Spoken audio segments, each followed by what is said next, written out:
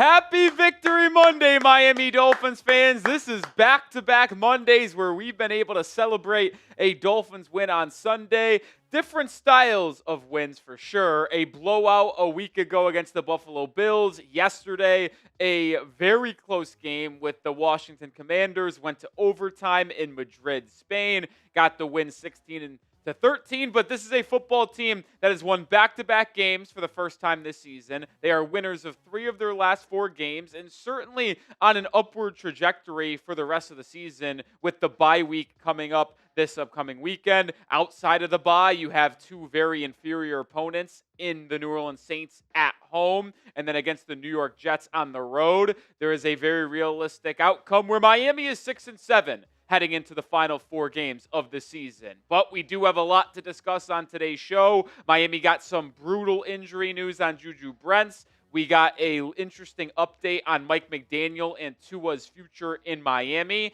And we'll also do a Q&A on today's show. I am Nick Roloff. This is Dolphins Today. Appreciate everybody taking some time out of their Monday to join us. We'll welcome in producer Coop into the building and let y'all shout out your city down in the comments section. Coop, how are you doing here on Monday? I am good, and there is a lot of Dolphins news to discuss, as you said. The Juju Brents injury sucks, man. Yeah, it's just brutal. Left the game on Sunday in the 4th quarter with a foot injury, and it was reported today. We'll break it down more in depthly here in just a bit, but it was reported that it is probably going to be season ending. Not officially confirmed, but when you have Ian Rappaport saying that it's basically season ending, it's probably going to be season ending, which is a real bummer because he's starting to find his foot with this football team. But just first start, right? Second start. Did he start the week before? Yeah, against the Bills. Okay, yeah. Come on, Coop. I thought he came off the bench in that game. No, we said it all week. He started that game. We celebrate him for stepping in for Rasul Douglas. Come on. That's a bad miss on Coop. Listen, Coop produces every video we do here. We talked about Juju Brents getting the start against the Bills like 5 times. We did. And he got it. That's a bad miss, but we're good. We're going to move forward here. We're not going to dwell on it. We got Dave in California. We got Jeff in Hershey, Pennsylvania. Kissimmee, Florida for BR. A&M in Alabama. Knoxville for Cody. Ontario for Derek Moore. Germany for Stoop 5. We got Chocolate Town, Port Orange, Florida. Yeah, not all Dolphins fans are from Florida. We're worldwide here. We got people in Germany. We got people in Australia. We got people in London. We got it all, baby. Joseph in the UK. We got Melbourne, Florida. Puerto Rico. Richmond, Virginia. Wilmington, North Carolina. How about all of that, man? How about all the people worldwide? Listen, it is Victory Monday, and we've only had 4 times this year where we've been able to celebrate a win. Are you fired up about the win this past Sunday? If you are, spam those me's. Spam those me's. In only 3 Mondays. This is our 3rd Victory Monday. Wrong again, Coop. 2nd. Oh my God, because the other one was Monday night. Yeah. It was Monday and Thursday. Yep. 4 wins for Miami came on. That's funny. Thursday night, Monday night, and then the past 2 were the first and only 2 Victory Mondays. Oh, what's up? I just saw the Slack. I didn't see anything though. Is that what we're getting? Okay. Yeah, that's fine. No, it's just me. Is it like on DoorDash? So should I look on the DoorDash menu? Okay. Appreciate it. Coop, why don't you give some shout-outs? I'm working late tonight for the Heat game, so I got to get my I'll get some shout-outs. So, Coop, if you want to converse with the fellas. I see Joseph, Mikkel. I see Goomba, Jeff Shida, Kuda B. I see, oh my goodness, Gassia Kali. I hope I got that right. Donald Scarlett, Cody, DeAnthony. Appreciate all y'all tuning into the show, man. It's nice to celebrate some victories, and we're going to do that while we can. Gregory Turner says, we back. A&M Motorsports. Stupefy with the Stuttgart logo. Axiom. Let's go. Let's go. He said my name right. Shout out. you not get a fries with a burger? They are separate. Oh, that's terrible. Is it a bang? Oh, that's horrible. Why? It's so expensive. I mean, that doesn't shock me. That is terrible. Just get it anyway. I know, but who orders Shake Shack and is going to spend $25 for this? What is it, 25? It's $15. It's like $14 for a burger, $5 for fries. Jesus. So with tax, it becomes $25 and That's the delivery unbelievable. fee. That is horrible. Shut up, Philip, Miami Dolphins fan 2007. Appreciate all y'all typing those me's down in the chat. We'll move on to our next question here. Do you think the Miami Dolphins can make the playoffs? Can this most recent run help them make the playoffs? Y for yes, N for no. Let me know down in the comments. I kind of think they can't. You think no? I think no. It is our live poll as well. I mean, 59% people are saying no. So They would have to run the table and get some significant help, in my opinion. yeah, it's tough, man. You'd have to go 10-7. You certainly would need help as well. You certainly would need help. We just got a super chat coming in asking this exact question, and we will answer that on our mailbag, but we'll also answer it right here as well. We are doing a mailbag later, so if you want to get on that, use hashtag Dolphins or super chat to get your question on the mailbag. Shout out to Vinny with the $5 super chat. Vinny says, can we make the playoffs at 9 and 8, AFC is very competitive this year. Love the channel, especially Heat content. Well, appreciate you, Vinny. They cannot make the playoffs at 9 and 8. They will have to win out and go 10-7. And then they'll probably need some assistance from the teams around them in order to be that 7th seed in the AFC. 9 and 8 won't get it done, in my opinion. Oh, it absolutely won't. We can look at the NFC or the AFC playoff picture here. All right, that order's in, so I'm back here. I was talking with Coop today. Like, I think that the Chiefs are going to miss the playoffs. I do, because I was looking at the AFC playoff picture today, and even if Miami runs the table at 10-7, the amount of help they would have to get here. I mean, I'm looking at the Chargers here at 7-4. Their schedule's not the easiest, but do I think the Chargers have 3 wins left on their schedule? I absolutely do. So I expect them to get to 10 wins. You know that the Bills are going to get to 10 wins. It's obvious that the Colts, Patriots, and Broncos are going to get to 10 wins. And then the Jaguars. That's the team you're chasing. I think they get to 10 wins as well. Can they go 4-3 in their final 7 games? Absolutely. They play the Jets once, the Titans twice, and the Cardinals this week. I think they're winning all 4 of those games. I do too. They win all 4 of those games. They could lose the other 3 toss-ups, and they're sitting there at 10-7. And you look at the teams in the hunt there. You got KC at 5-5, the Ravens at 5-5, the Texans at 5-5. I just don't know if the Chiefs are going to make the playoffs, because the Chiefs have to go 5-2 at worst to make the playoffs. Yeah, minimum. And then they'll need help because they lost head-to-head to the Jags. So I don't think it's likely for Miami to make the playoffs, even if they win out, because there are so many other teams in that same range, and they would need to win the head-to-head battle, which they already lost to the Ravens. So not great there. Now, they don't play the Texans or Chiefs, so it would go to divisional and conference record from that point on. But it just is very unlikely that Miami can ultimately make the playoffs. So I would be typing my ends. I would be saying no. Look, it would be awesome if they ran the table and made the playoffs. You want to talk about a legendary run, going from what they were to making the postseason. Going from 2-7 to 10-7 and making the playoffs. In a row. It'd be insane. They've already won 2 of those 8 games. If you ready for that? By the way, just official. Jamar Chase officially suspended 1 game. Should have been 2. I don't know. There's already precedent for it being 1 game for Jalen Carter. He lied too, though. Yeah. I mean, that's another point. Like, our rival here, the Patriots, I mean, they're playing the Bengals. Yes, they are. I mean, no Jamar Chase. Just another win. Another win for the Patriots. I'm telling you, I think the Patriots are winning the AFC.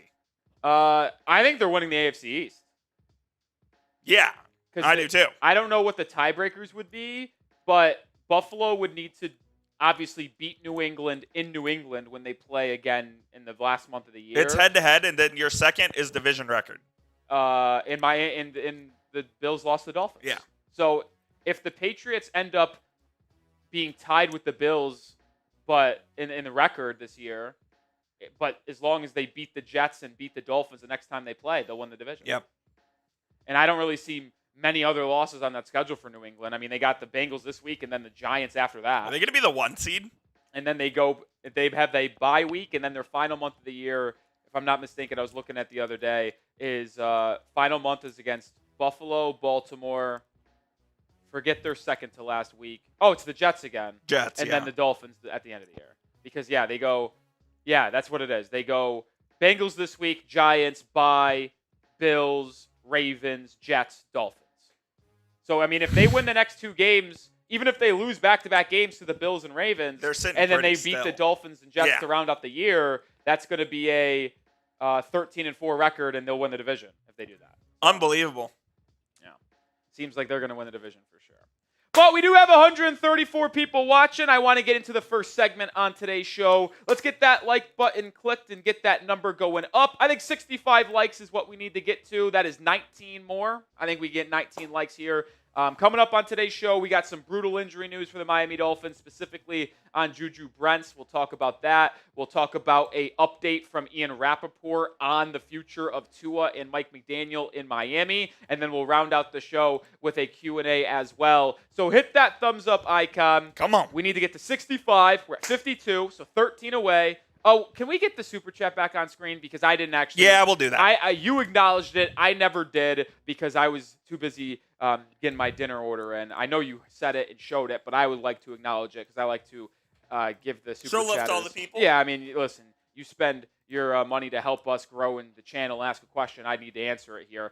Vinny, think we can make the playoffs if we go 9-8? Okay, so that spurred that conversation. Yeah, exactly. But I wanted to respond to it. Obviously, no, as I referred to, I think 10 wins at bare minimum, and I don't even know if 10 wins. I think there will be multiple teams with 10 wins that miss the playoffs. Which is crazy. Like, 10 wins and missing the playoffs. I know it happens, but. Yeah, I mean, like, I think the Jags get the 10 wins. I think the Chargers do, and I think those other teams that I mentioned do. So it's like, I think there will be 2 teams that miss the playoffs with 10 wins, whether it's the Chiefs, the Chiefs, Texans, or Ravens. If one of those teams gets the 10-7, I think they miss the playoffs. Jeez. I think if 2 of those teams get the 10-7, they miss the playoffs. Like, because I think the Jags get to 10-7. I do too. I think they do. Didn't the Patriots miss the playoffs at 11-5 one year? Yeah, that was the year Matt Castle year, correct? Matt Castle, yeah. the year after Brady tore his ACL in week 1. It was an unbelievable year. Yeah, that's insane. The Jets and Dolphins were great that year. Yeah. Patriots missed it 11-5. Unbelievable. With Matt Castle. It's just unbelievable. And that goes to tell you, by the way, how good that team was in New England. Oh, they were sick. They went undefeated, lost in the Super Bowl to the Giants. They come back the following year. You have Tom Brady, the greatest quarterback of all time, tear his ACL, but the team and coaching was so good that they still won 11 games with a backup, who then got paid by, was it the Chiefs after the fact, and was horrible. It was the Chiefs. He went to the Chiefs after, right? Yes. Uh-oh. And there it is. Wemby with a calf strain, out a couple weeks. Uh-oh. Listen, if you're an NBA guy, I've said this. I think Wemby's a special talent. He's one of the one-of-one players this league has ever seen. But for the people saying he's top 5 in the league and would take him 1-1 in a redraft, a.k.a. Mr. Coop, I will always push back on that because I think he is going to be an injury magnet. You know who my 1-1 is. Yeah. But I think he's an injury magnet. He might be. I mean, he's 7'5". It's just his size. Yeah. Like, his greatest strength and asset of his freakish size and athleticism is his also greatest downfall. No doubt. Because no human body is meant to be that athletic at that size and put that much strain on their body throughout NBA seasons in his career. He's going to be consistently injured. Consistently. You think it'll be like Zion level? I think so. I don't think there's a chance he consistently plays 65 games a year. He won't be eligible for awards. I don't and stuff. think he will yeah. be. I do not think he will be. He's so good. He's out multiple weeks with a calf strain. I know. That doesn't make him ineligible, but if they err on the side of caution, because that could mean Achilles. As they should. That's 3 weeks. Yeah. You miss 3 weeks, and then you miss another week in the season. You're not done. playing 65. Yep. All right, we need 3 more likes to get to 65. Come on, we need 3 likes. Who are going to be the 3 people to get us to 65 likes so we can start the show? There's 1. We need 2 more. Don't worry, I have it set up correctly. We need 2 more. What do you mean? I have the tie off. Because we're going straight into the social. That would be, you wouldn't need to do that. You should have all your ties on right now. Because we have a GFX2 in. So good thing you said that, because if you didn't Correct. tell me, that would have been fucked up. Coop, how is it that I know more about previews and ties? Look, it's not an exact science. If we had me full screen with an L3, you'd be correct. Correct. But we have everything, all the GFX We're good. being used right now. So, yeah. All right, we got there. Appreciate everybody for hitting that thumbs up button. All right, let's get into the injury news on today's show, Mr. Cooperstein.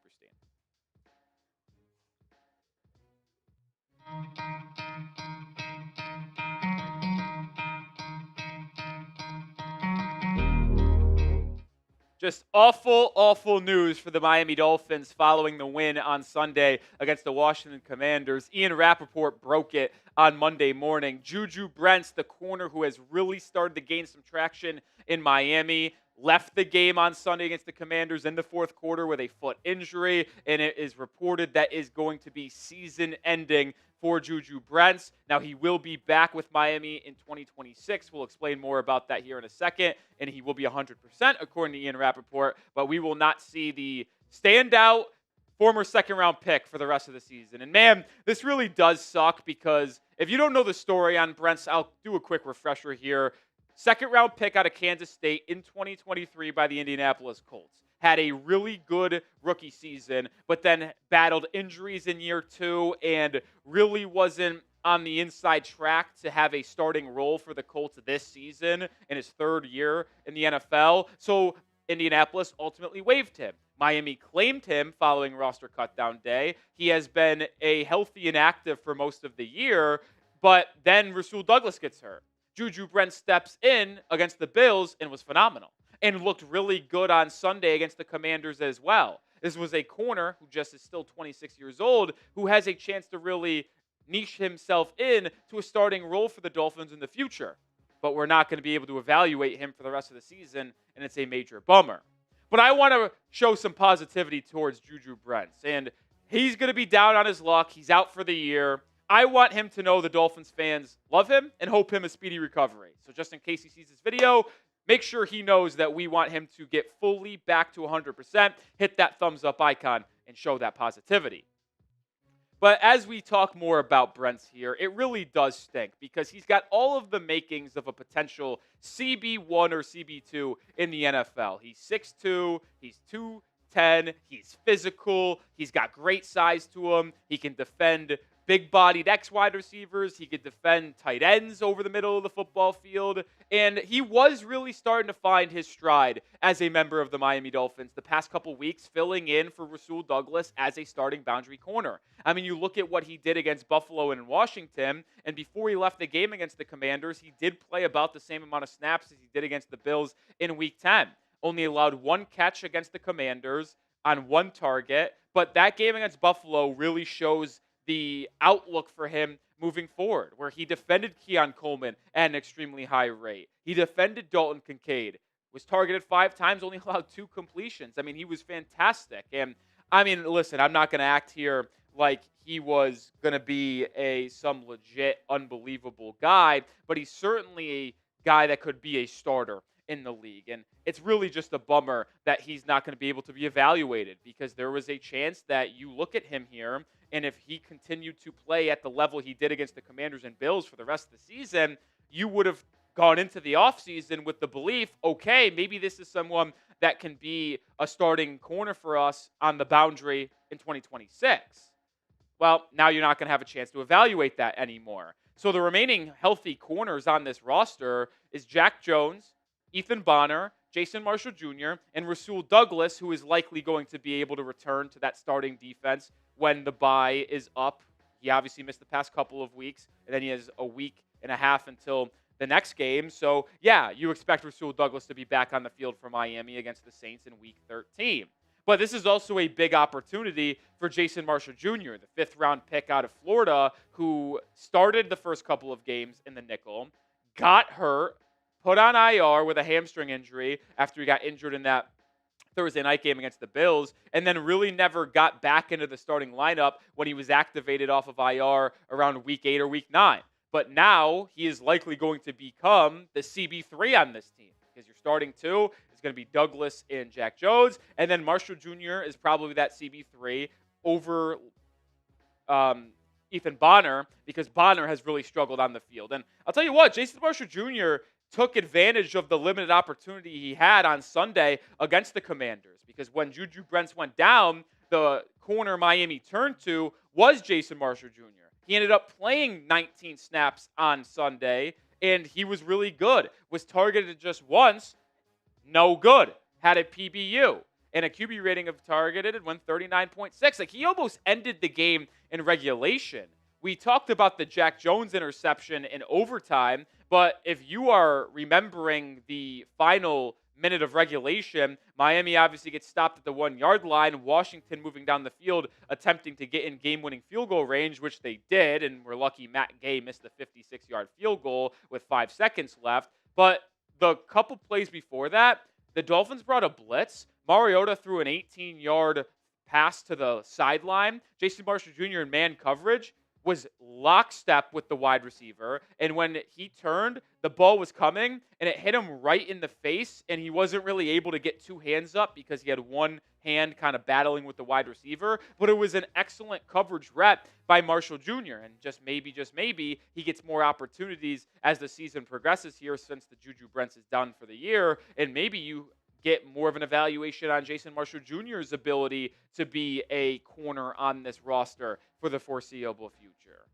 More coming here in the cornerback room, but this episode is brought to you by Prize Picks. The season continues to roll on. The weather is changing, but the feeling of being right never gets old. So keep the season rolling on Prize Picks by getting $50 instantly in lineups when you play your first $5.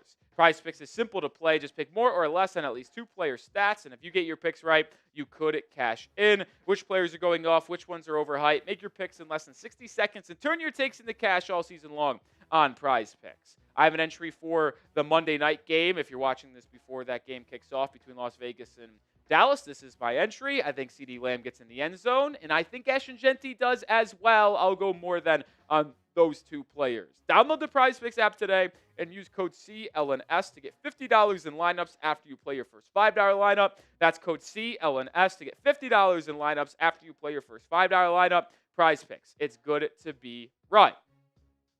I alluded to it just a little bit ago, but with Juju Brents going down, you really were thin at corner on Sunday against the Commanders. But help is on the way. I mentioned it. Rasul Douglas missed the game against the Bills, missed the game against the Commanders with that foot injury. He was questionable for the game against Washington and ultimately was kept out, probably to just make sure he gets back to 100%. Miami knew they had a bye week the week after, so it's like, all right, we'll hold out Rasul Douglas. Then he'll have a full month from when he got hurt to the next game against the Saints, and he'll be 1,000% healthy when he's able to return to the football field. And now that becomes even more important for Miami with Juju Brents being hurt. Rasul Douglas has been one of the top 15 graded corners in the NFL this season by Pro Football Focus, so it's going to be really nice to see the veteran back on the football field against 2 inferior opponents in the New Orleans Saints and New York Jets coming out of the bye week.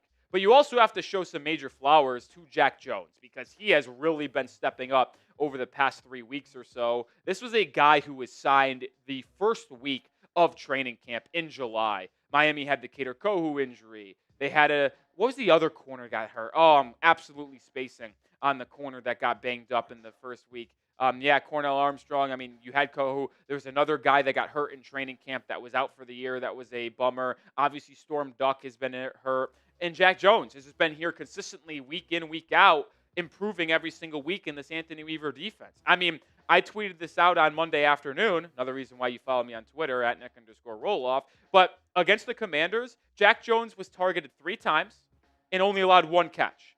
And it was for -3 yards on a screenplay. He came up and made the tackle.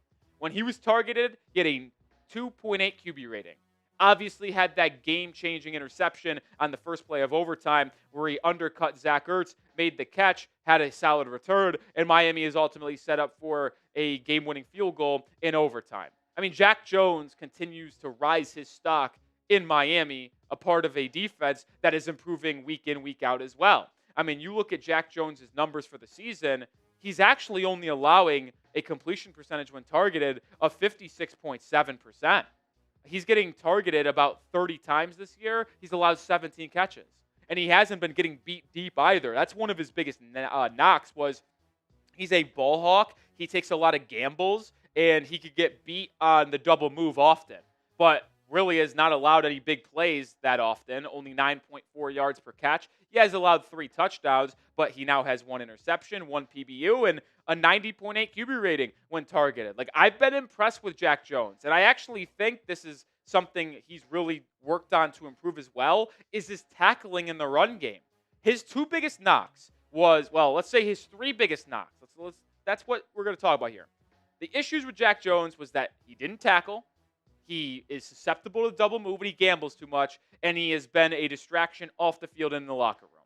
That's been the issue with Jack Jones across his time in the league with the New England Patriots and the Las Vegas Raiders.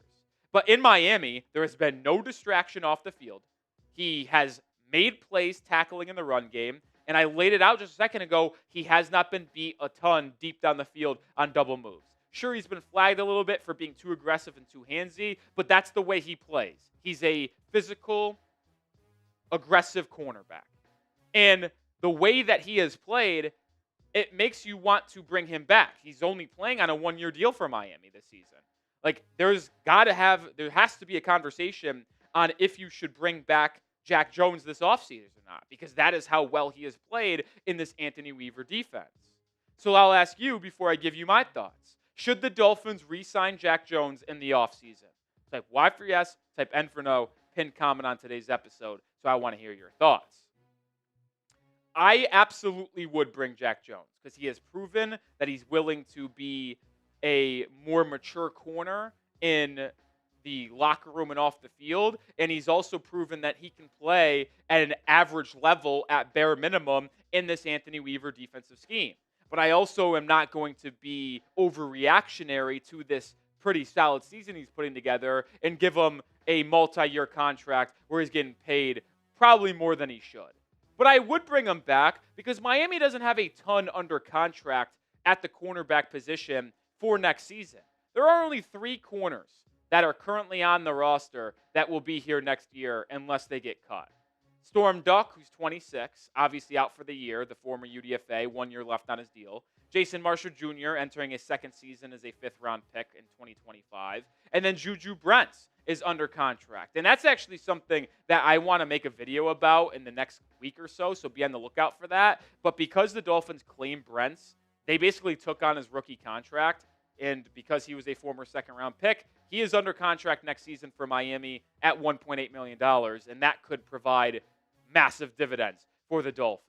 But you think of what Miami has, and although I like Brents, Marshall Jr. could really improve his stock in Miami over the next couple months. But Miami will likely look to make a lot of additions to this cornerback room in the offseason. In free agency, I bet they'll sign multiple corners, whether it is a veteran to start or a couple of 1-year deals like Jack Jones maybe, or other guys to just provide a lot of depth and create an overall room. But I also expect Miami to address the cornerback position in the NFL draft in the first couple of days. Remember, Miami has 5 current picks slated in the first 3 rounds of the draft. 1 first-round pick, 1 second-round pick, and 3 third-round selections.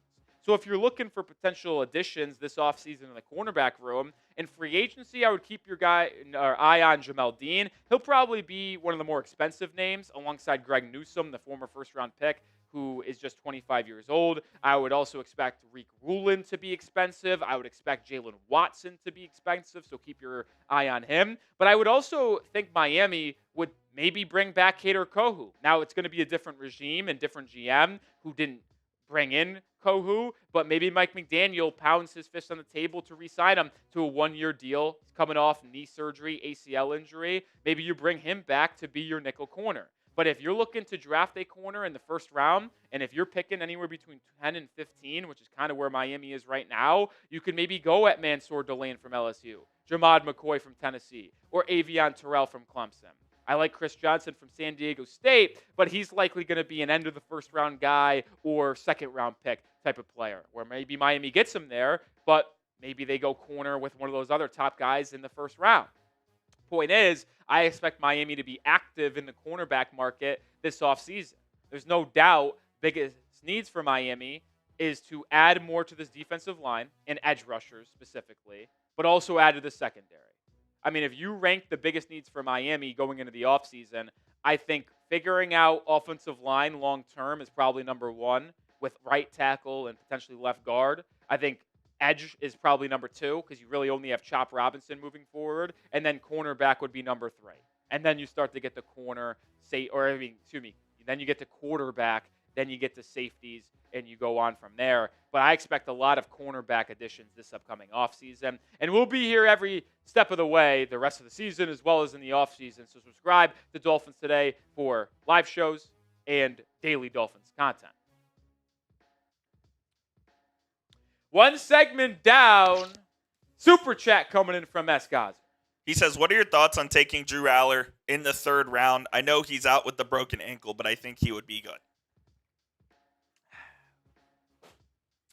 Third round might be aggressive. I think I would take him on day 3, though. Yeah, if he was a fourth or fifth round pick, I'd consider him. I absolutely would be in on taking the flyer with him in round 4. Yeah.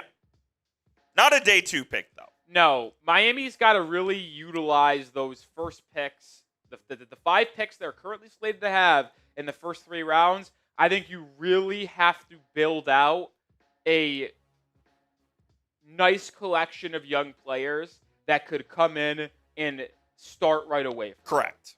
Now, is it fair to expect them to be starters right away? I don't think so. First and second round picks, yes. Third round picks, I don't know. You hope that they can, but you don't want to pigeonhole themselves into a starting You got to role. find 5 guys that can help you contribute. Right, but like my thing is, if you keep those 5 picks here and you address, I mean, first of all, you should go BPA, in my opinion, because the Dolphins aren't a spot where they pigeonhole themselves in the needs. There are needs that Miami probably might shift to, but you need to just get the best players possible into your building to create a higher floor for your roster. But with those 5 picks, you pepper in some defensive linemen, edge rushers, corner, offensive linemen, tight end maybe, linebacker, safety, another wide receiver because Tyreek Hill is going to be off this roster. Like, you have so many different positions you could go to where I almost don't think Miami should go quarterback unless there is just one sitting there for them in a beautiful spot. Like, where Miami is right now is like they're probably not getting one of the top quarterbacks in the draft, whether it's Fernando Mendoza or Ty Simpson, because I don't think they're going to be picking top 5. I think they're going to end up picking 6 or picking anywhere between 7 and 15. I think they're going to go at bare minimum 5 and 12 the rest of the way, or 5 and 12 this season. And I don't think that's good enough for a top 5 pick this year. So I think you just got to go BPA, man. Got to go BPA. Now here's a question for you, and I thought this during our segment. If you are targeted one time as a cornerback, how are they calculating a QB rating on one target?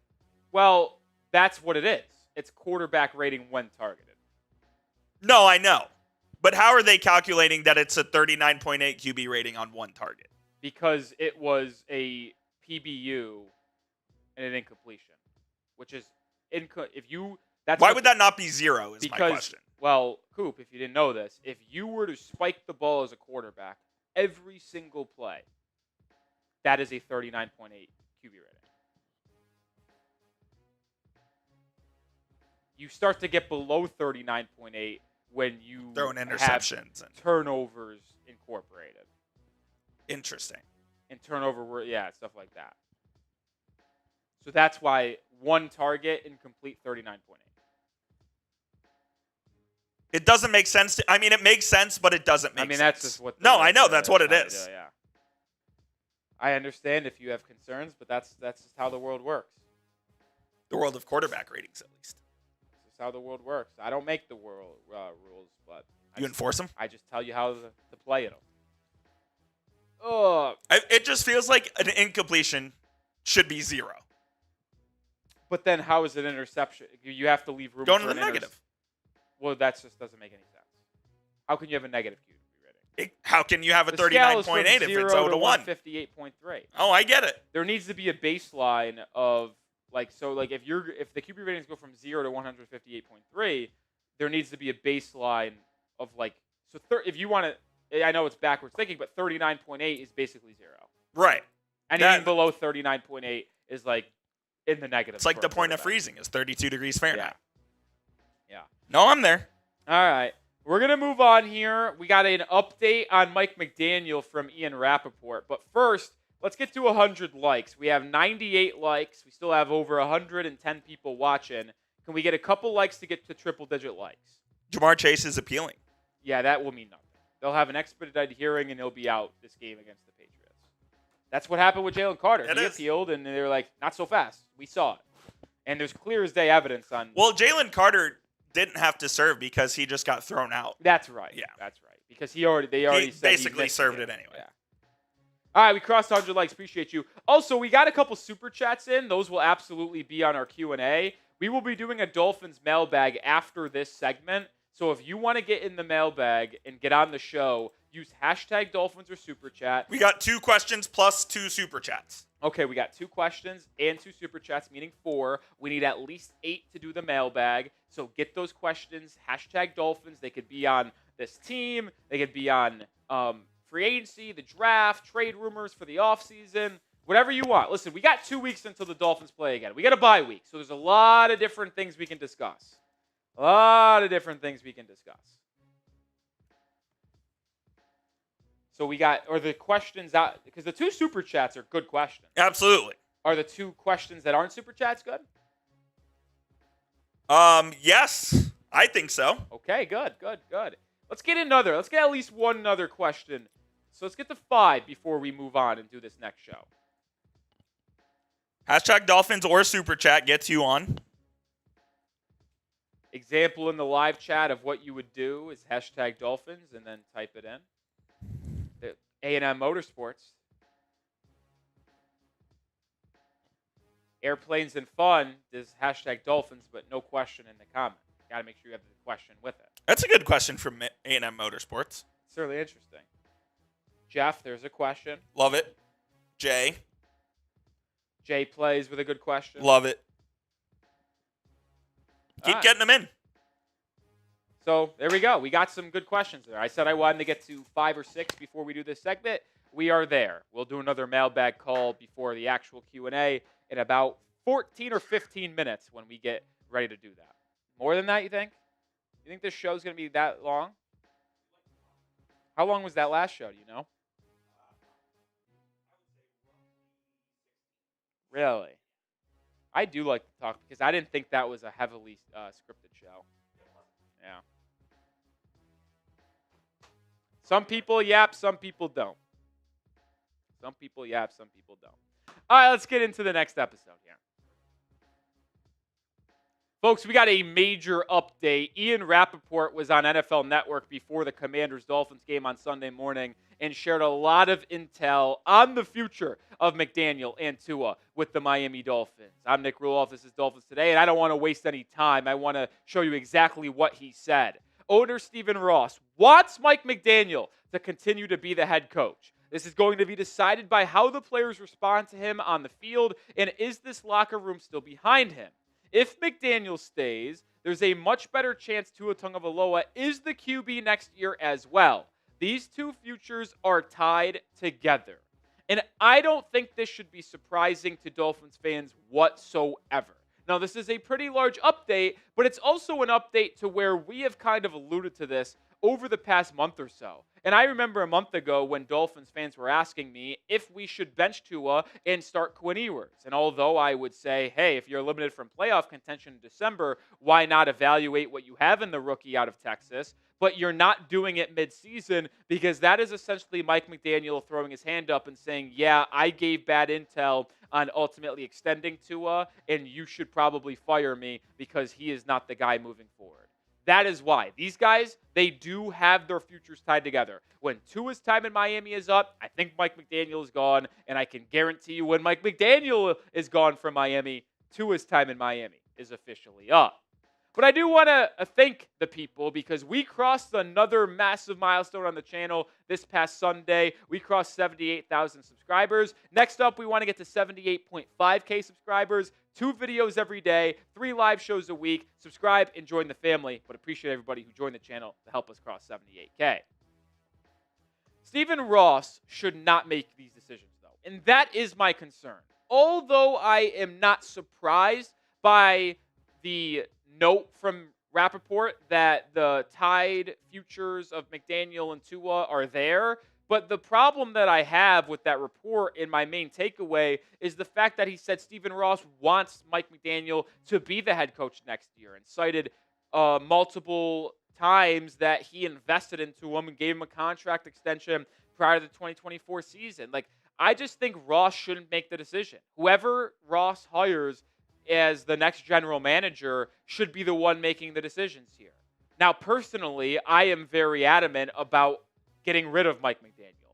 I made a video about it Monday morning that, yeah, the Dolphins have won 3 of their last 4 and won back-to-back games, but I think they beat the Commanders in Madrid, Spain, in spite of Mike McDaniel. I thought it was one of the worst coaching jobs in a winning effort that I've seen in a long time, because what he did at the end of that game was just malpractice. And I'm not even referring to the 4th and goal call with under 2 minutes to go, because I would have went for it and I respected that decision. But I hated the decision to go pistol zone run on 3rd and goal with Devon Achane. You have it 3rd and goal at the 1. Just run it up the middle with Ollie Gordon, who's 6'2", 225 twice. I'm willing to bet he gets in one of the 2 tries.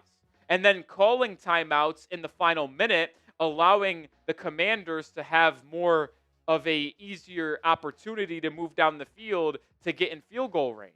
That didn't make any sense for me either. And you're lucky Matt Gay is one of the worst kickers in the NFL, and he missed the game-winning 55-yard field goal try. By the way, Matt Gay is no longer employed by the Washington Commanders. So I don't think Mike McDaniel's a good coach whatsoever. And yeah, the team is still playing hard for him, which I do commend, but I don't think McDaniel can be looked at as a serious winning head coach. And when I mean serious winning head coach, I mean winning playoff games and winning Super Bowls, which is the goal of this all, right? Maybe some people want to just collect checks and be 500, and sometimes I have that concern with Miami. But if you want to win a Super Bowl and win in the postseason, Mike McDaniel can't be your head coach. So let's stop wasting time here, and let's swiftly end this and find our next head coach. Like, that's why, to me, I'll emphasize this once again. Hiring the right GM in January is maybe the most important thing in the history of this franchise. And I think you could say that for every time a new head coach or GM is hired. But we just had a decade of incompetency in the front office with Chris Greer. The next GM that gets hired has to be a good one. And that is why I am so nervous. And that's why it's so important to find the right guy. And we've talked about it being Ed Dodds potentially, Chad Alexander, Josh Williams, Alec Halaby. Finding that GM is so important, not only to have a sound and smart decision maker in the draft, in free agency, in trades, but also making the decision whether to keep McDaniel for another year or just end that and hire a new head coach so the new GM and head coach are aligned going forward and on the same timeline. So let me know. Make the call. Pin comment on today's show. Should Miami keep Mike McDaniel for another year? Type K if you think they should keep him and give him one more year to try it out, or type F for fire him and move on. Referring and moving back to the talk about Tua, though, I'm very evident and clear on the situation with Mike McDaniel. But Tua is always going to be here in 2026. There is just no way to move off of him. And I know people want to. So do I. It's evident, just like with Mike McDaniel, in my opinion, that Tua cannot win the big games in the playoffs because his inability to create plays out of structure. And when the pocket collapses, he gets frantic, he gets panicky, and gets sacked, or just makes a bad decision. And you're not going to be able to move off of him in the offseason. Like, if you're someone who wanted to cut him, it ain't going to happen. Like, you cut him prior to June 1st here. Look at the dead cap hit. It's brutal. $99.2 million. That ain't going to happen. That ain't going to fly. It would be the largest dead cap hit in NFL history, by the way. And if you waited till after June 1st, the cap hit obviously stayed the same, but it jumps up to 67.4. So not as bad, but it also creates more dead cap for you in 2027. Like, the only way, in my opinion, for you to actually get to off this roster and not have an immense historic dead cap is if you find a trade partner. But the truth is, there is no sane NFL franchise that will trade for Tua. There just isn't. His issues staying healthy, the durability concerns, the accuracy decline, and what I referred to just a minute ago about his frantic, like panicky kind of motions inside the pocket when plays break down. Like, no right team is trading for him when all of those things are out there and the concerns are there alongside his contract. So if you're Miami, you unfortunately just have to come to the realization that Tua is going to be here for at least one more season. But then the dead cap hit, if you cut him in 2027's offseason, is so fine. That's when you get rid of him. So Tua is going to be here another year in Miami, which is why, even though I say I think it's smarter to move off McDaniel this offseason and just get on with it because you know the inevitability, you're going to fire him eventually, I do understand keeping Mike McDaniel for at least 1 year because he knows how to get the best out of Tua because they've worked together for so long, and there is such a large familiarity with the offense that if you want to have the most successful season possible with Tua at quarterback next year, which he will be quarterback, Mike McDaniel is probably the head coach to get the most success out of him. So even though I think I'm fine and I would prefer moving on from Mike McDaniel in the offseason, I understand why the new GM would keep him for a year. And if it works out and they bounce back and make the playoffs, you could be like, oh, okay, maybe Mike McDaniel can be the coach. But if it goes as expected and Miami's mediocre and misses the playoffs again, well, all right, now we can cut Tua, we can move off from that contract, and we go find a new head coach to replace Mike McDaniel. But in the off chance Miami ultimately does fire Mike McDaniel this offseason with a new GM in place, I want to talk about my top 5 head coach candidates and targets. And that's coming up in just 1 second. But it is the holiday season, folks. And if you want to get Miami Dolphins PJ set, a nice little comfy set of pants with a long sleeve t-shirt, you can get it for $27 off at chatsports.com/Dolphins PJ set. Links in the description and comments of today's video. It makes a perfect gift this holiday season. $27 off too. What else are you waiting for? Links in the description and comments of today's show.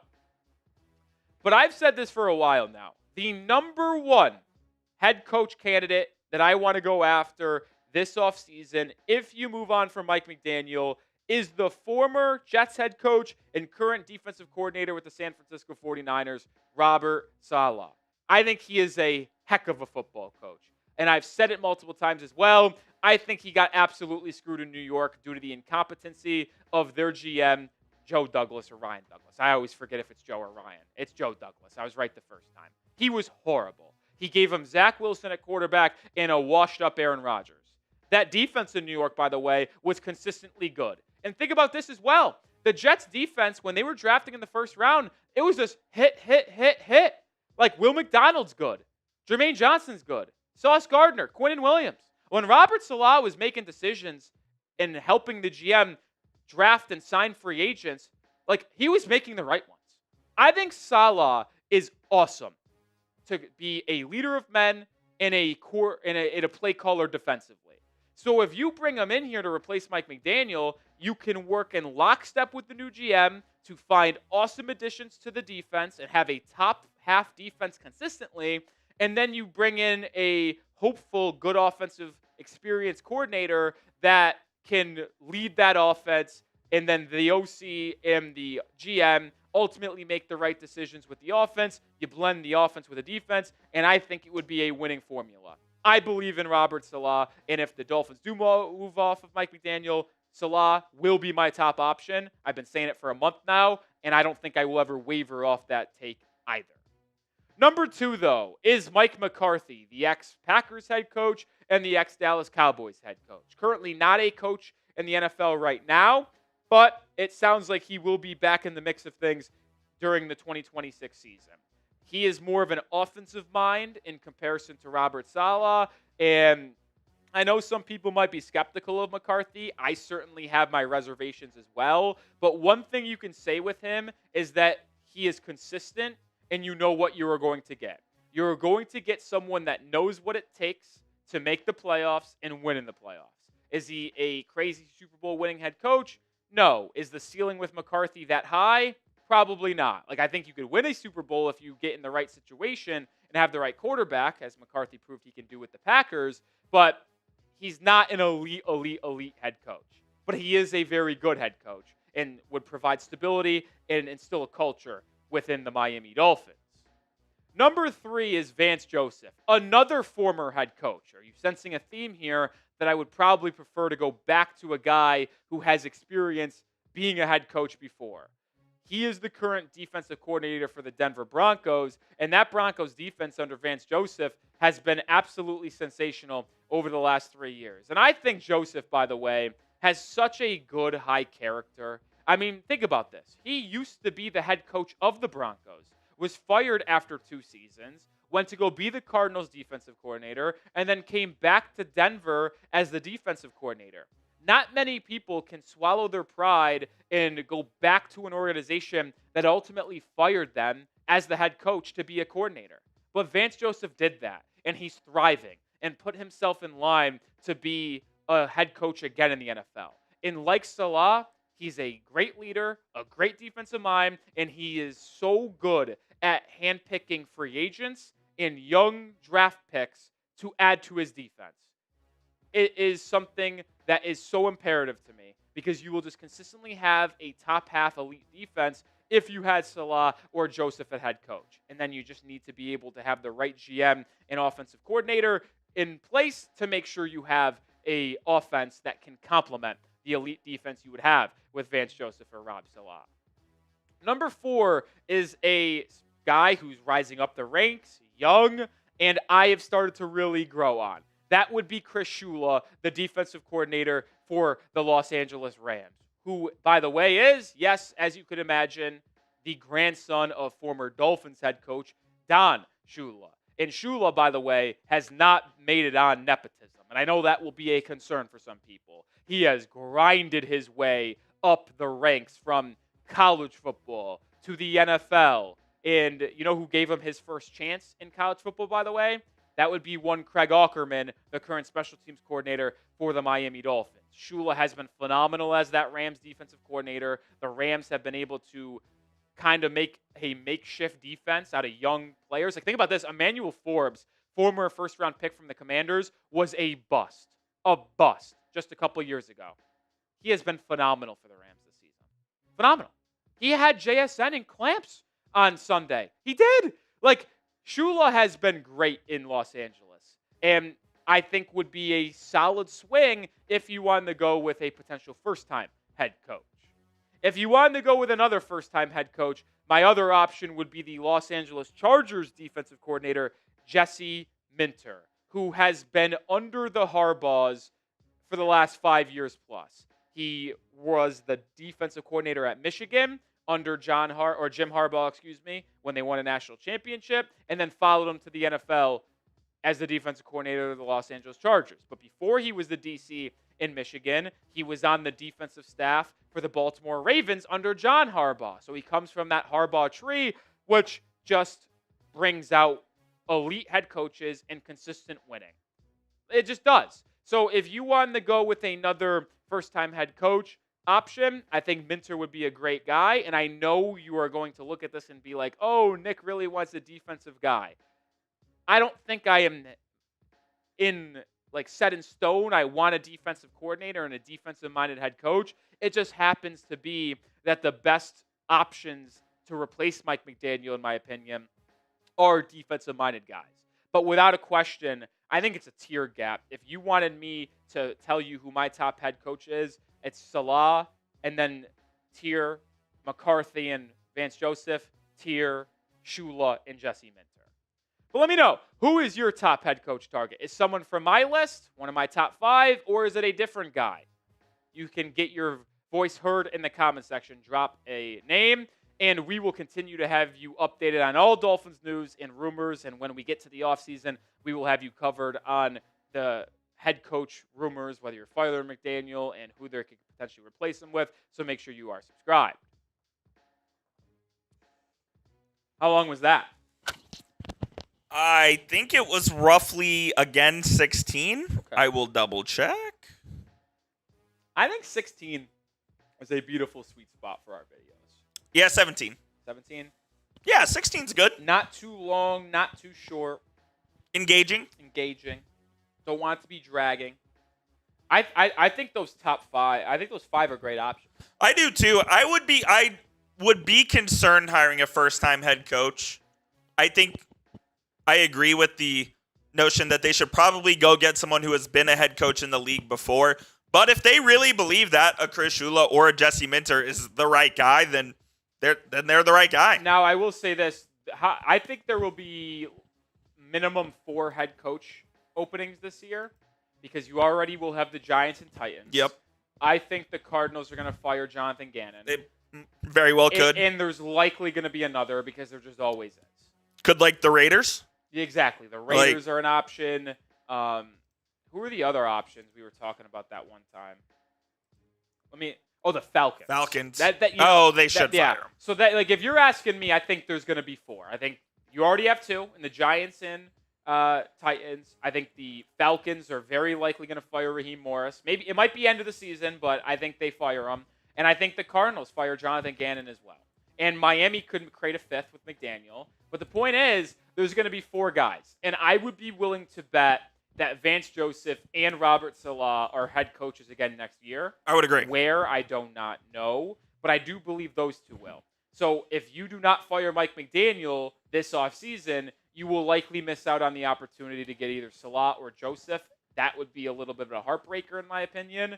But I do think you will be able to have a crack at potentially Minter or Shula if you wait until 2027, because I doubt both of them get hired in this cycle. Well, and also, I mean, let's say they did wait. You always find like a good candidate pool emerging. Like there will be good options to the Dolphins in 2027 as well, even if they elected to keep McDaniel here because they felt like he would get the best out of Tua. Yeah. So I think there would still be good options anyways. It just is a really bummer to me that Tua almost dictates this head coach. No, it sucks because Tua's so bad. How about that? So bad that he is keeping Mike McDaniel because they don't think anybody else could potentially coach him and get the best out of him since he's going to be here. Brian Daboll. Yeah, and maybe that's the thing where Daboll goes back to being a coordinator and just lights it up again, and then maybe he's back on the head coaching market. Matt LaFleur. If LaFleur's available, I've said it. Fire McDaniel. Fire McDaniel and hire LaFleur instantly.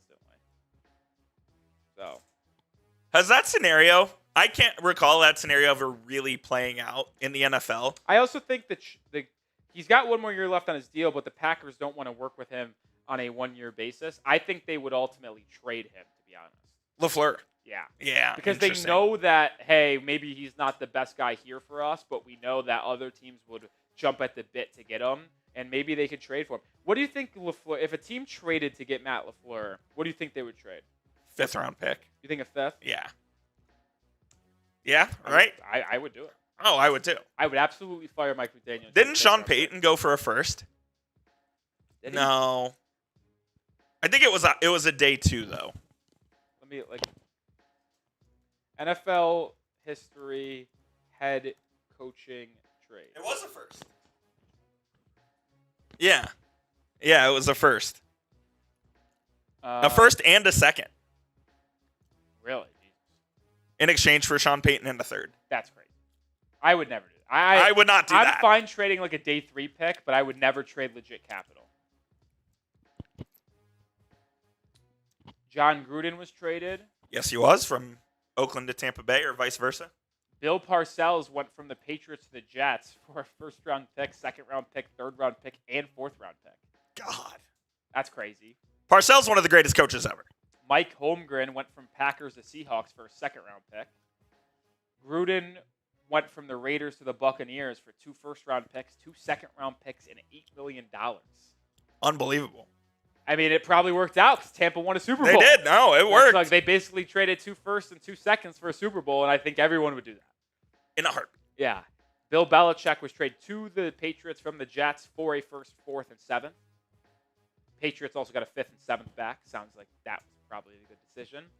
Herm Edwards went from the Jets to the Chiefs for a 4th. Bruce Arians went from the Cardinals to the Buccaneers for a 6th. How about the Bucs trading for 2 head coaches and get them 2 Super Bowls? Fuck, yeah, that's crazy. That's the only 2 Super Bowls they have, Yeah. right? That's unbelievable. That's actually, that really is unbelievable. That's impressive, actually.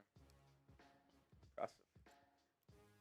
What up, Corey? What's up, Corey? How's it going, man? He says, give me the short run of what I missed. Ian Rappaport said that Mike McDaniel and Tua's future with the Dolphins are tied together, and Stephen Ross would like to keep McDaniel for 2026 and will do that if the team continues to stick together and play well the rest of the season. That was basically the super cliff notes of our last video. And the first video of the day was Juju Brents' foot injury, out for the season.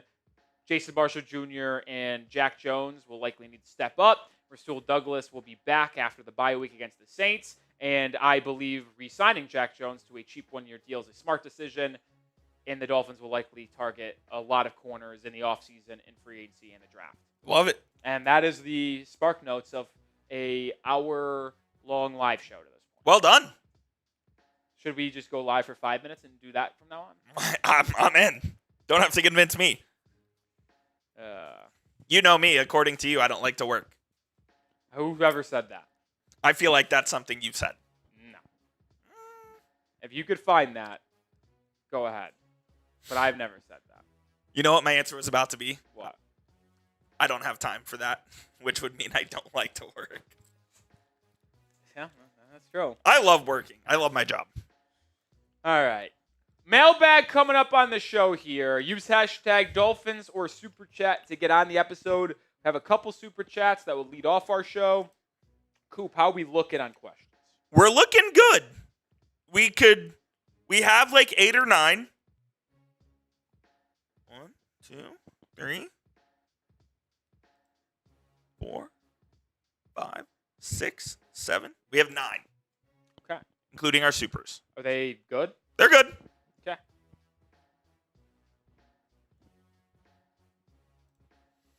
Continue to get your questions in, though. If your questions are better, I might pick them.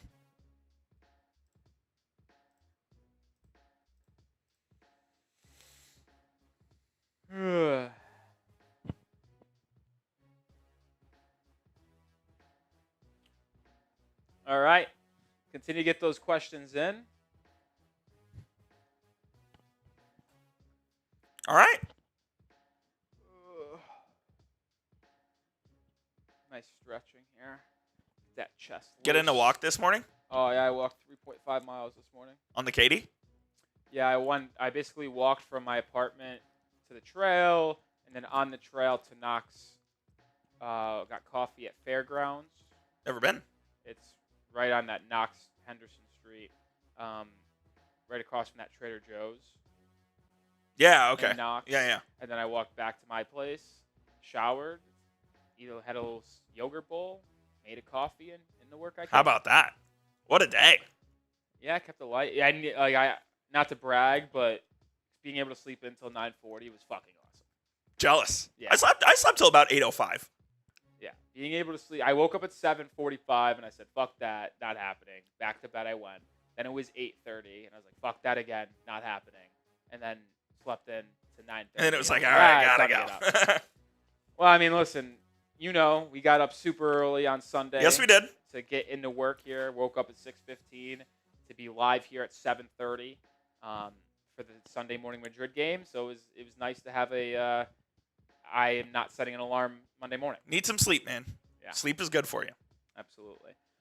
All right, so mailbag on the show coming up here to round out our Monday live show. By the way, quick little update. I should have mentioned this earlier.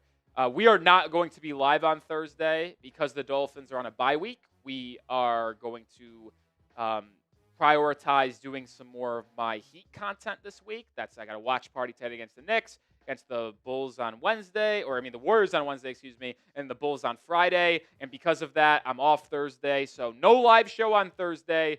Dolphins bye week. Didn't really think it was that important to have a live show on Thursday anyway to get ready for a game on the weekend. We'll still have 2 videos out every day, so don't worry about that. But no live show Thursday because we're prioritizing some Heat content this week for my Heat fans out there. with the Dolphins bye week. And then I'm not going to be doing any Heat content basically the week after because I'll be in Fort Myers, Florida for Thanksgiving. But the Dolphins content will still be here. Dolphins content will still be here. Well, that Monday, I don't even think I want to go live. I'm literally just going to try. Yeah, I'm just going to spam VODs. Like, try to get, like, literally 6 Dolphins VODs done. And because I got to leave. Flight's 5:40, so probably leave here around 4. Get there, Uber, get there around 5. So, yeah. So I'm probably going to get in 7. I actually was going to talk to you about that because it says you're on a watch party of that Monday. Okay. And I was going to ask if you could potentially maybe not do that so we can, yeah. All right, cool. All right. Anyway, enough lollygagging here. You guys don't care about my schedule.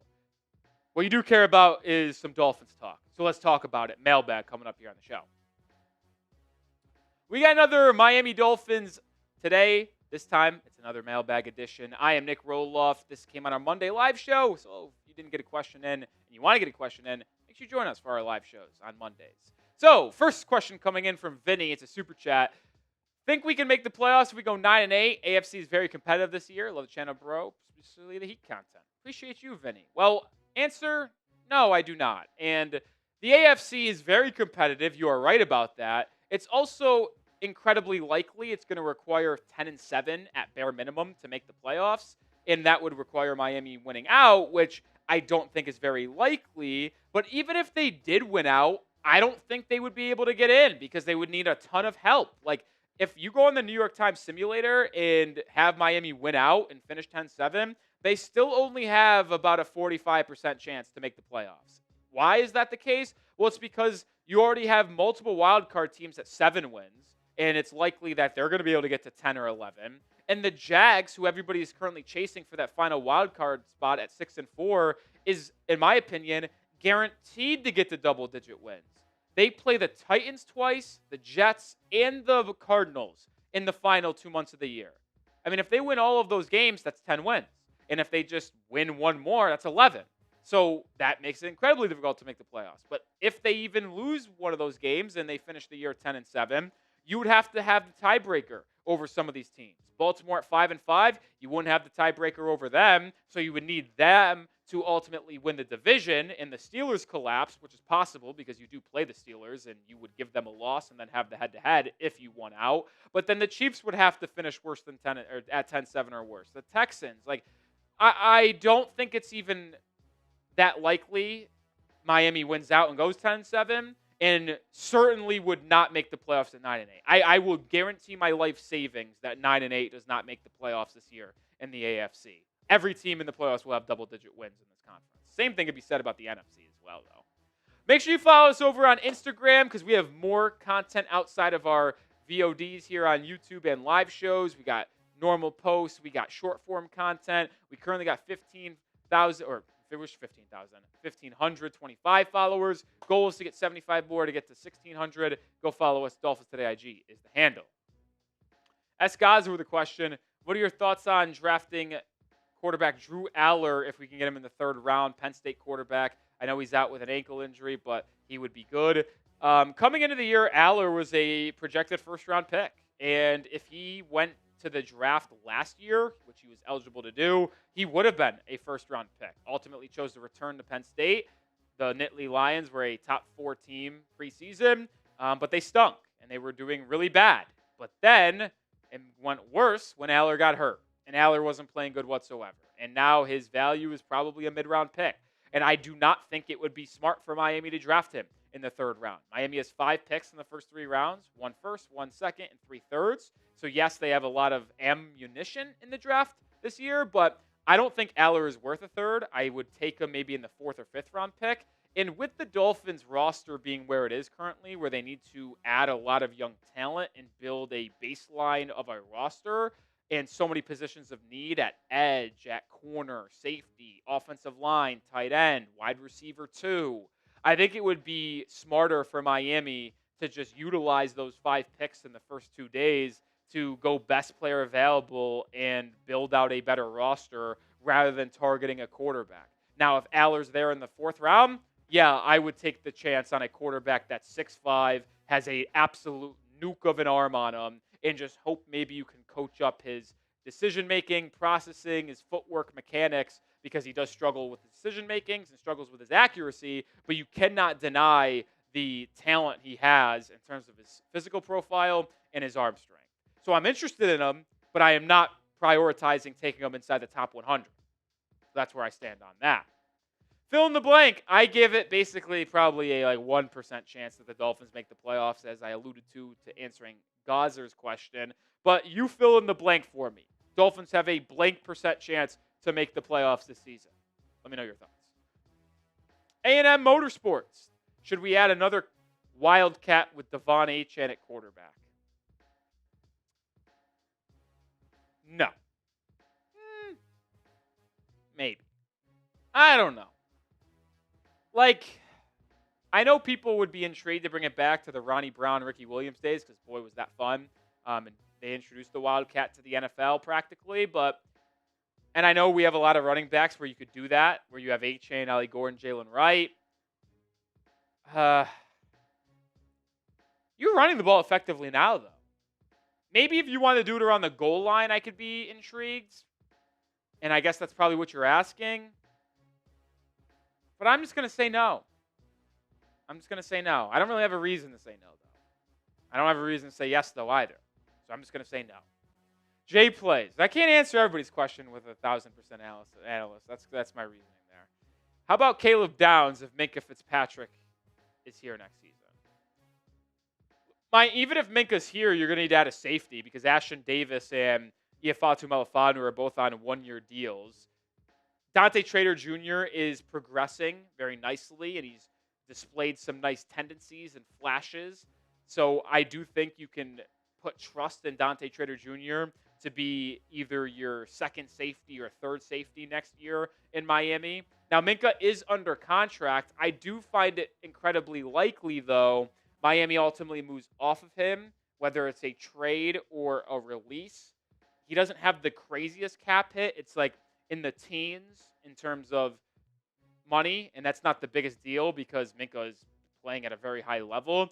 I just don't envision Minkah wanting to be here, and I think it could be like a soft trade request if Miami, especially with a new regime coming in at GM, maybe even head coach. So I don't know if Minkah's going to be here, but yes, I am on drafting Caleb Downs. The safety position is one of the most undervalued positions in the entire NFL. I think Downs is, if you just take away positions, a top 5 player in this class. I would put Ruben Bain Jr., Spencer Fano, Jeremiah Love, Caleb Downs in all of that conversation if you get rid of the positional value in the NFL. And if Miami's picking between 8 and 15, which is kind of where I project them to be selecting right now, based on how they're playing in the rest of the season, if Downs is there in that range, I would have a hard time finding a reason to pass on him because you just go best player available and you find a game-changing player to add to your defense. So, yeah, I would be in on drafting Caleb Downs in the first round if he's available in that range of 8 to 15. More questions to answer here in a second, but this episode is brought to you by Prize Picks. The season is continuing here as we enter the home stretch, and the weather is changing, but the feeling of being right never gets old. So get $50 in lineups when you play your $5 lineup on Prize Picks. So easy to play. Just pick more or less on at least 2 player stats, and if you get your picks right, you could cash in. How you play is up to you. You want flexibility? Choose the flex play, where you can get paid even if one of your picks misses. And if you want the biggest payouts, go for the power play. No matter your play, Prize Picks are a great way to put your takes to the test.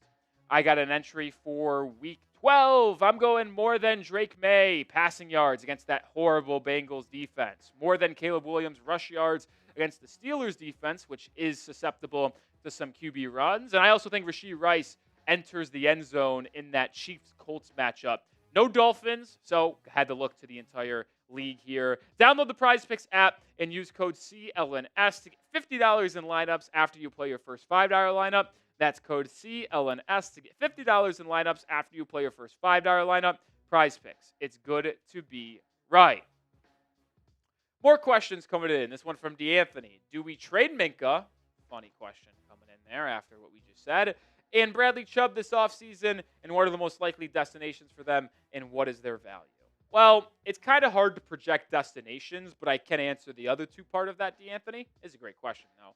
I just kind of laid it out. I do think it's very likely Minkah Fitzpatrick gets traded this offseason because if you bring in a new regime, I think there's a chance there's a lot of roster overturn, and I don't think Minkah wants to really be the leader of a team rebuilding at his stage of his career. So I imagine he asks out via trade. And I think the same thing with Bradley Chubb. But also with Bradley Chubb, it's a lot of financial implications. Minkah's contract isn't that bad. Chubb's is. He currently is slated to have a $31 million cap hit for Miami. If you cut or trade him prior to June 1st, you would then have $20 million in dead cap and only $10 million in savings. But if you cut or trade Bradley Chubb post June 1st 1 designation, you would then save $20 million and only have $10 million in dead cap. So I do find it incredibly likely Miami either trades Bradley Chubb or cuts him with that post June 1st designation. And the value certainly wouldn't be very high on Bradley Chubb. Because of that financial reason, I think you would likely only get a 6th round pick for Bradley Chubb. You were only going to get a 5th or 6th rounder at the deadline this past November. I think that's probably what you would get in the offseason. So you're not getting much value back for Bradley Chubb. Could be one of those pick swaps where you send Chubb in a 7th or a 6th. Minkah, I think, is certainly still worth either a 3rd or a 4th round pick. Probably closer to a 4th round pick with another year under his belt. Gets 1 year older. His contract now would be on an expiring deal entering 2026. Whether if you traded a deadline, you could have got a 3rd because he still has the rest of this year and another year under contract. So if you're asking value, I think Minkah's probably at a 4th. Chubb is probably at a 5th or 6th swap maybe. And I do think both likely will get dealt, specifically Bradley Chubb. I am going to go on the limb and say there's no way he's on the roster next season. We're going to continue to bring you daily Dolphins content throughout the bye week, throughout the rest of the season, and in the offseason. Subscribe and join the Dolphins Today family today. Another question. Should we bench Tua for Quinn Ewers if we lose next week? I think Quinn Ewers should get multiple starts in December if we are eliminated from playoff contention. So say Miami is eliminated mathematically in early December. Start Quinn Ewers. Because in that case, there's nothing to play for. You're mathematically eliminated, right? So as soon as there is an E next to your name in the NFL standings, the rookie should go in. Because with Tua's contract, you don't want to risk injury that would potentially keep him out for another year, and you have $60 million sitting on the bench injured, right? Don't want that. So when you're eliminated from playoff contention, bench Tua so you don't risk injury. But also it is a very crucial part of the year where you can evaluate what you have in Quinn Ewers. Because what if you put Quinn Ewers out there for the final 3 weeks of the year when you're eliminated from the playoffs and he looks like a franchise quarterback? Now, I don't think that's very likely, but what if he does show that? And now you go into the offseason saying, well, what if, we don't move on from Tua, but we have him be the backup, and Quinn Ewers can be the starter.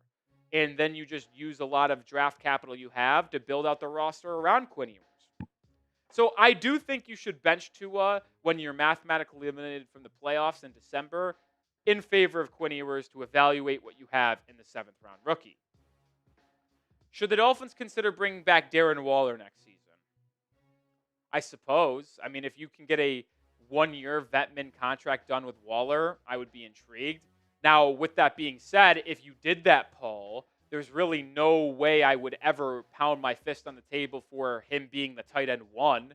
He's getting to his mid-30s. He's very injury-prone. So, to me, I don't think it would be smart to bring him back as your tight end 1. But if you wanted to bring Darren Waller back as a tight end 2 and a guy who can be a very dynamic threat in the red zone but not play 30-plus snaps a game and only play about 10 to 20 on crucial 3rd and longs where he's an obvious passing situation or in the red zone, as I mentioned, I would bring Darren Waller back on a vet-min deal. But certainly not bringing him back to be your tight end 1. I think tight end is an intriguing position for Miami this offseason. I think they should potentially look to draft a really talented one in the first 3 rounds. They have 5 picks there. What about Michael Trigg from Baylor? I love what I've been seeing out of him this season. That I'm spacing on the name, but that Oregon tight end is getting a ton of buzz right now. He could end up being a mid-first round pick. Miami's picking like 14 or 15. Certainly an intriguing option there as well. Niels, what do you think about Trader Jefferson? I tell you what, I read this as Trader Joe's for a second. I love Trader Joe's, but not sponsored. Sponsor us. What do you think about Trader Jr.'s development starting him at safety next season? Yeah, I kind of alluded that a little bit earlier with the Minka Fitzpatrick question. He's had a lot of good flashes, and this building is very high on Dante Trader Jr. I mean, Mike McDaniel said on Monday in his press conference that he bumped into Dante Trader Jr. In the building on Monday. And I'm pretty sure the players were off on Monday because they're on a bye week, and they just returned from Madrid. He loves his leadership, and Mike McDaniel believes he's going to be able to be a starting level, like 8-year veteran in the NFL. And there's been nothing for me to see on film in this season that would dissuade that opinion. I don't think there's a belief that he's going to be an elite all-pro safety, but a average to above average starting safety in this league? Absolutely. I think you're probably going to project Dante Trader Jr. to either be your number 2 safety or 3rd safety next season. That's kind of where I stand on him, and I'm fine with that. Like I won't be scared or nervous going into next season looking at our depth chart with him as safety 2 or 3. I won't be scared or nervous. I won't. That'll do it for today's show. If you want more content and want to be on our mailbags, make sure you are subscribed. We go live 3 times a week, game day, and 2 times outside that, usually on Mondays and Thursdays. Subscribe and join us to be on our mailbags.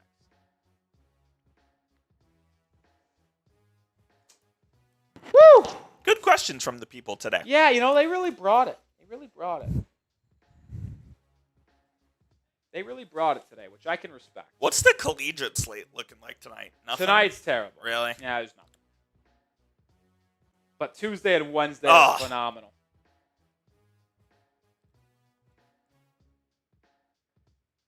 Yeah, nothing.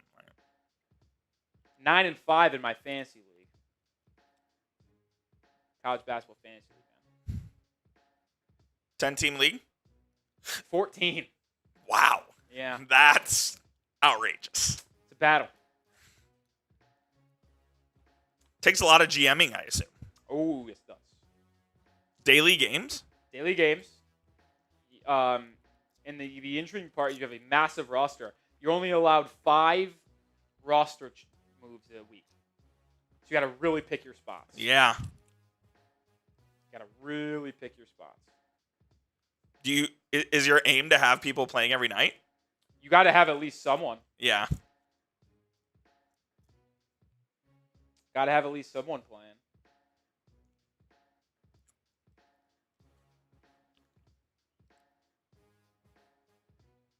I'm actually making a roster move right now. You saying that reminded me.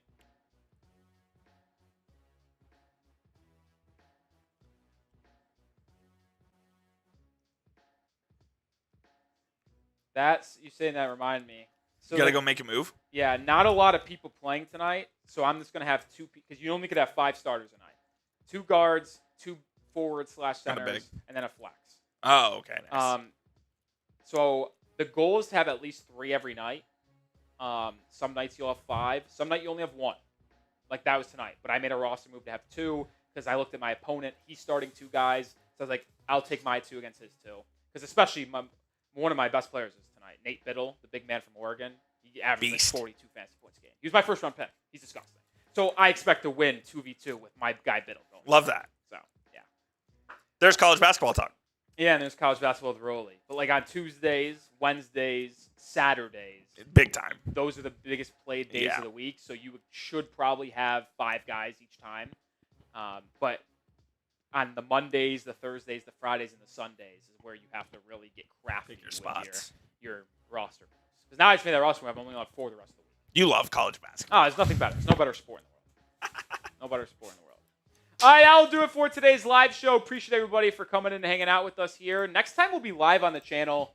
Holy shit. Probably not until the next Dolphins game. Next game. Yeah. I just realized that. Bye week there will be 2 videos every single day, so don't you worry about that. But in terms of being live, we won't be live Thursday. As I mentioned, I'm off. Obviously not live Sunday, no game. I'm not going to be live next Monday because I have a flight back to Fort Myers, Florida in the afternoon. Back home. For Thanksgiving. And just going to grind out content in the morning before that. And then no live Thursday on Thanksgiving. And then we'll be live on Sunday for the game against the Saints. So next time you'll see me live and in person will be Sunday, Week 13 against the Saints. Might look like a new person by then. Yeah, I might be chubbier. Stop it. I mean, Thanksgiving. Man, true. Yeah. But anyway, it's fun. We'll see you then. We'll have 2 videos out every day as well. So hit that sub button. Peace out, Dolphins fans. For Coop Rowley, always a good time. Peace.